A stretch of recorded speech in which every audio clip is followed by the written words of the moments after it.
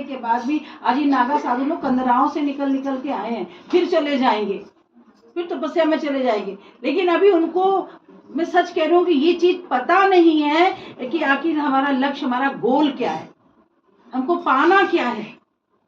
तपस्या का मतलब आप तपस्या क्या कर रहे हैं, इसका मतलब जो तपस्या कर रहे हैं वो कर नहीं पा रहे हैं, या अनंत मतलब हजारों साल से कर रहे हैं, वो आपके ऐसे कर्मा है जो कर्मा कटने ही को नहीं आ रहे।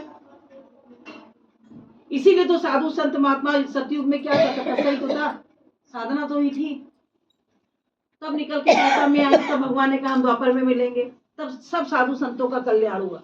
तो कलयुग तो इतना सरल, इतना आसान, इतना सस्ता है कि यहाँ तो कुछ करने की जरूरत ही नहीं लगे, न फिटकी न चौका। मतलब आप मन से सिर्फ भगवान, बात को पकड़ने वाली बात है, समझने वाली बात है कि अगर आप गुरु के प्रति सबसे पहले गुरु के प्रति, गुरु को चोला मत मानो, गुरु को शरीर मत मानो। गुरु का कोई रिश्ता हमारा तुम्हारा शरीर का कोई, शरीर का संबंध शरीर से है, आत्मा का संबंध आत्मा से है, मन का संबंध मन से, सब चीज तो अलग अलग है ना, तो अलग अलग संबंध रखो। हम शरीर से लेकर सब कुछ का सारा संबंध अंदर ले लेते, इसीलिए दुख में होते हैं। तो जब हमें, जब ये बोला जा रहा है, ये वाणी चल रही है, तो ये वाणी किसकी है? भगवान की है, हमारी तो है नहीं है, भगवान की है, जो भगवान दे रहे। फिर आप लोग जब इतना आज इतने लोग इकट्ठे हुए, क्यों इकट्ठे हुए हो? कुछ तो मिला होगा, तभी तो इकट्ठे हुए हो, कुछ तो मिल रहा होगा। अभी लोग साल में एक एक बार में इतना मिला कि फिर आज उतनी दूर से चले आए।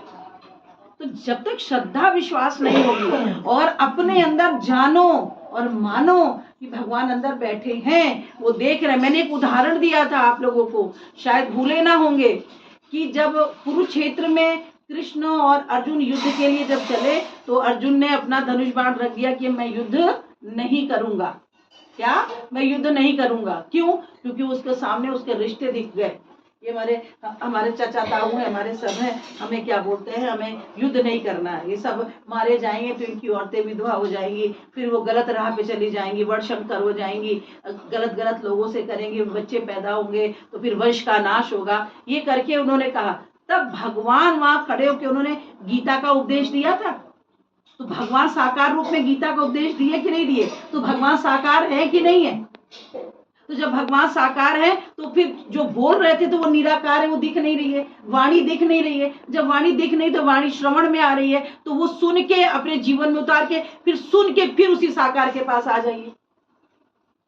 भाई अगर हम तुम्हारी बात सुन रहे हैं तो बोल बूबू रही है, तो जो बूबू बोले तो बूबू की बात को तो श्रवण तो कर रहे, लेकिन चले गए फिर बूबू के पास कि बूबू ने कहा। ऐसे भगवान ने जब गीता में जो दिया, या तो जो बोला, गीता सर्वश्रेष्ठ ज्ञान के लिए, संसार में चलने के लिए, जो लोग सत्संग नहीं जा पाते या नहीं आ पाते, गीता का सर्वश्रेष्ठ उपदेश जो है, आप कोई भी श्लोक उठा लीजिए, आंख बंद करके, जो स्थिति में है, जो परिस्थिति में है, या आप परेशान हो रहे हैं या उलझ रहे हैं, जैसे भी हो रहे हैं, सिर्फ गीता आंख बंद करके खोल लीजिए, आपके सामने उदाहरण और आपके सामने सॉल्व बुक रखा हुआ है। इस तरह से लेके चलिए आप।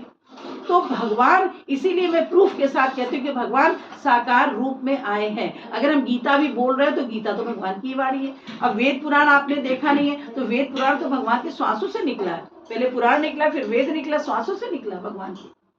तो ये जो चल रहा है वो संत महात्मा महापुरुष को कब बोल सकते हैं? जब उन्होंने भगवान को देखा होगा। जब भगवान को देखा तो भगवान ने अपनी कृपा उन पर कर दी कि अब तुम हमारे मैसेंजर हो, तुम जाओ मैसेज दो दुनिया में कि लोग अपना कल्याण करें, कि जिस जगह पे गए हो, माया में गए हो, माया में पसरने नहीं गए हो, फैलने नहीं गए हो, अपना बनाने नहीं गए हो, कोई तुम्हारा अपना नहीं है, सब स्वार्थ के रिश्ते, उनसे निकल के मेरे नाम में आओ और नाम से अंदर की ओर आओ, मेरे नाम में आओ, नाम से मुझे देखो और मेरे में हो जाओ, और जब मेरे में हो जाओ फिर बाहर निकलो, फिर जगत कल्याण के लिए।